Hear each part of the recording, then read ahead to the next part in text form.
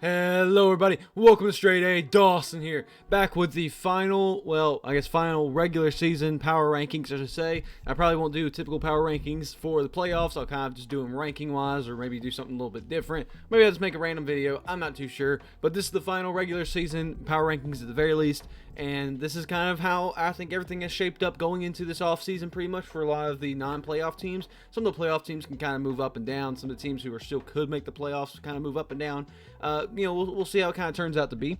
Maybe I'll kind of readjust them for the playoffs and kind of show my transition. I'm not too sure. Either way, before I get started, please leave a like, leave a comment down below of any suggestions for the videos going forward, and subscribe to the channel if you haven't already. Going quickly through the bottom half teams because there's not really much to talk about. Panthers, they still suck. I mean, they lost. They got shut out. Commanders, they fought valiantly, but they still suck. They got out. They got destroyed by the 49ers. Patriots kind of impressed me with their matchup against the Bills. Divisional matchup, though, and if you look at the stats and look at really how well they did, is not really because the Patriots did well.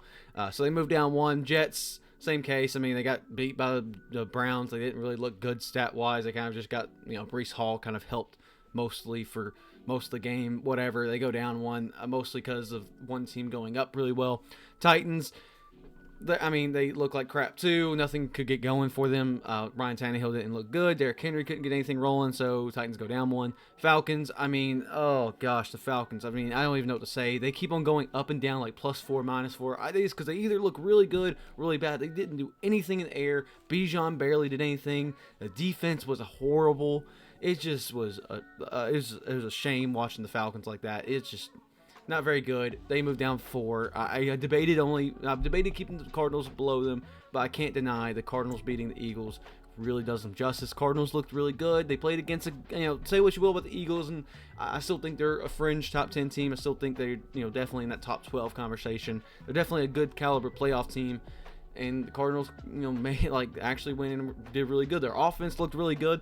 Their defense was the thing that was struggling most of the time, which kind of kept them down for me a little bit. And that's why I debated about the Falcons, was because the defense the Cardinals didn't do well. So I think the offense and Kyler Murray looked really good, enough for me to put them above. You can debate that. You can switch Cardinals and Falcons if you want. I'm not going to debate you on that one too much. I really won't debate you on the ordering of most of these bottom 20 teams, bottom 10 teams, I should say. Chargers, they've looked like crap forever. They haven't looked much better. Simple to the point. The defense played okay-ish, I guess. Cool. Moving on. Giants, I don't know whether they're horrible. I don't know whether they're good. Tyrod Taylor made the team look good. Saquon was fine enough, I guess. Defense actually stepped up to play a little bit more. They move up, sure. Raiders, the Raiders change every week. They can't get anything in the passing game going, but their run game's not horrible. It did look pretty bad. I shouldn't say look bad. It looked mediocre this week. Moved down one and lost, whatever. Bears have really impressed me. Their defense has been playing really, really good. Justin Fields has been showing a lot of good highlights. I got to give them credit where credit's deserved. I think they deserve go up 3. I mean, when you're pretty much almost a 7-win team, or like you could be an 8-win team, sorry, and you're about to play the Packers, you have a lot of momentum on your side. I say you got to go up a little bit. And honestly, I debated about the Broncos and Bears, but I think that the Broncos are fine where they are. Bears are kind of on that fringe area. Broncos, whatever, they won against Chargers, not that impressive. Jarrett Stidham looked okay. Defense looked okay. Run game couldn't get really anything going, so it was okay from the Broncos. So sure. Vikings, I think have officially kind of dropped off for me. They're not the same Vikings that started off the season. They aren't, not without Kirk Cousins clicking it all together. Receivers couldn't get anything going because of the quarterback under center. Running game's nothing. The defense is struggling. It's really hard. Colts, I'm giving them a little bit of credit. I just don't see the playoff caliber part of them. I think they're a fine team. They played well. I think they go up purely mostly because of the teams around them. Bucks, I put down -5, which is very aggressive, and mostly it's just because of these Packers through Texans teams. You can even probably Browns and Texans teams doing so well and showing out so much here at the last little bit of the season. The Bucks just unfortunately got kind of hammered on that one, and they got right next to the Saints. And my rule is always, I will always swap the ordering no matter how many spots they drop down. If they end up landing right next to the person they just played, they swap. It's just naturally that week they were better, and right now they have more momentum on their side. So take that as you will. Saints, again, they went up mostly because of the Bucks, but they also get a +2 because they played pretty well. I'm not going to lie to you. Texans, when CJ Stroud's out there, Nico Collins is out there, or one either Nico or Tank Dell, of course.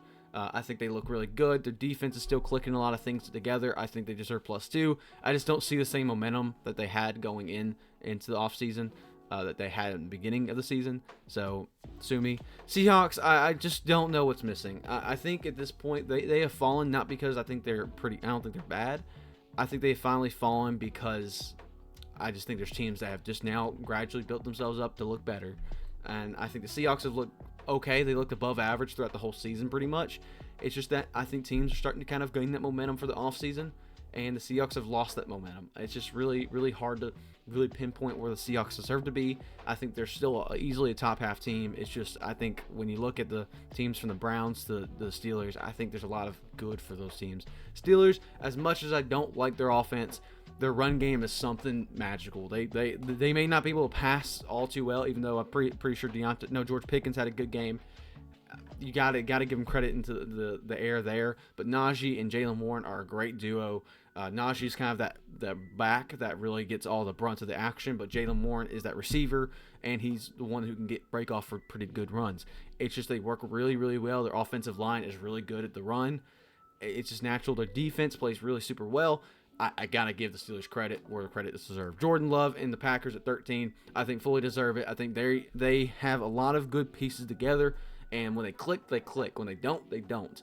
And I think finally they're clicking it together for the offseason and for the possibility to make the offseason. I don't know necessarily they'll do it, but they have the team in place to possibly make the playoffs, and I think a 13 spot, it feels pretty nice for the Packers. I think there's a lot of good about this team that I like to see it from them. It's just that sometimes the offense struggles. Their defense has been pretty consistent as of late, but their offense struggles at times. We'll see if that continues to be the case. And honestly, I would love to see them go higher, but I mean, I think 13 is a very good middle ground. Of their bottom is probably around 16 to 17, but their top could be like 11 to 12.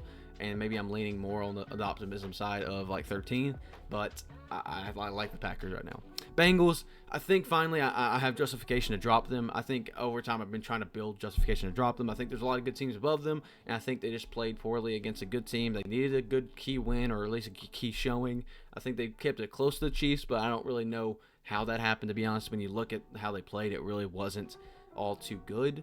I get it, it's against the Chiefs, but it's against a struggling Chiefs team too.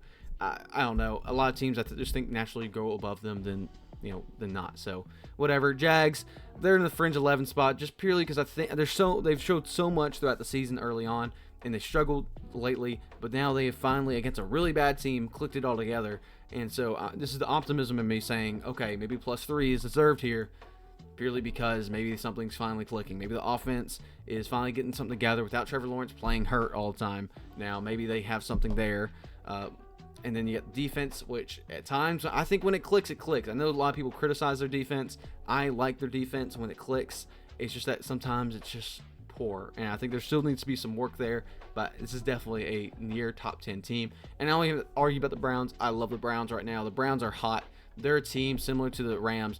I would not want to face them in the playoffs just because I think they're good. They're hot. They got a great core of everything. I don't see a single weakness on that team. I see a little bit of inconsistency at times. Other than that, I think the receiving core is great. Their backs are great. Their defensive line, their secondary.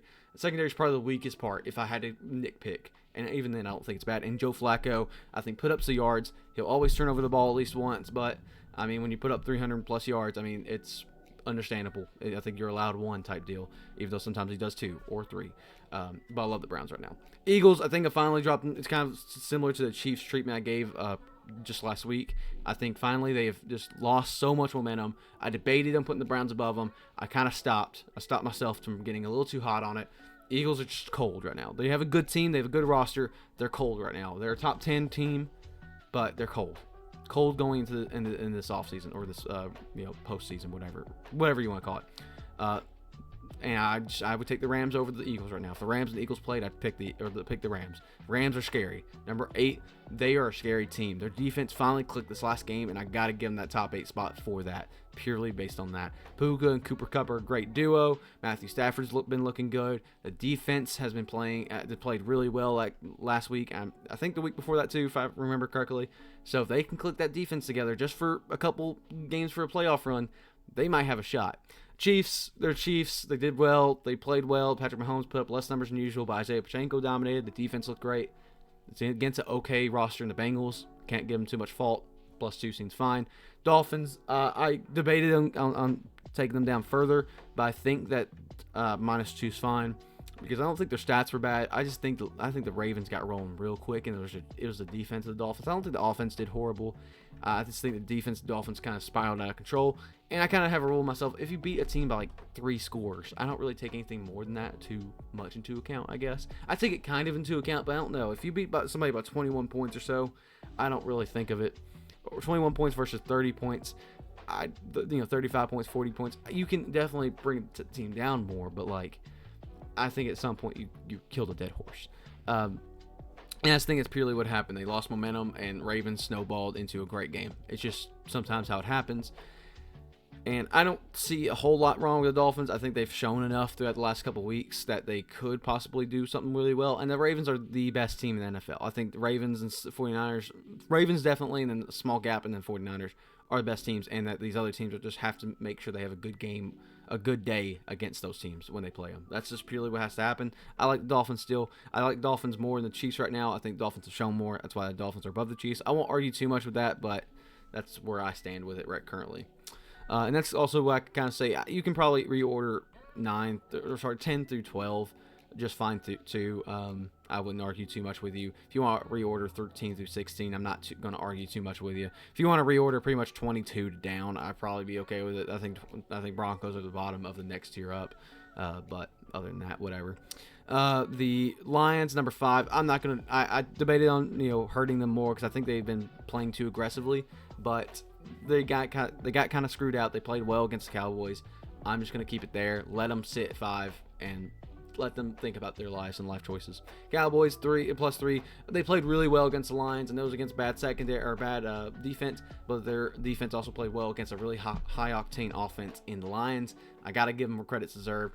Plus, a lot of other teams are kind of getting colder. While I think they had a very impressive showing against the Lions. The Bills, -1. Their game, I mean, whatever. I just think the 49ers performed slightly better than the Bills. And when I look at this, I'm more excited about the 49ers this week than the Bills. So that's kind of why I put the 49ers above them. Ravens, easily. There's now a gap in between Ravens and the 49ers, I think. I think the Ravens are easily shown that they are the best team in the NFL. The 49ers may have the best roster in the NFL, but sometimes I don't know if they have the best team. I don't know. It's weird. It's crazy. That's my rankings for this week. I think they're pretty much correct for the most part. You can tweak some things, of course, and going into this postseason, I'll make probably a playoff team caliber thing. I probably won't fool with anybody outside of that, and I'll probably do a re-update of my power rankings in the off season. Either I don't know if I'll do it for after the Super Bowl's done and make up ordering there, and then do it for the off season when signings happen, and do it for the off season when drafts happens. I'm not too sure. I'll probably play that by ear. Either way, this is my final regular season power rankings as we know it here. I'll change up the format a little bit for next week if I do it. But otherwise, thank you guys for watching. StraightA Dawson out.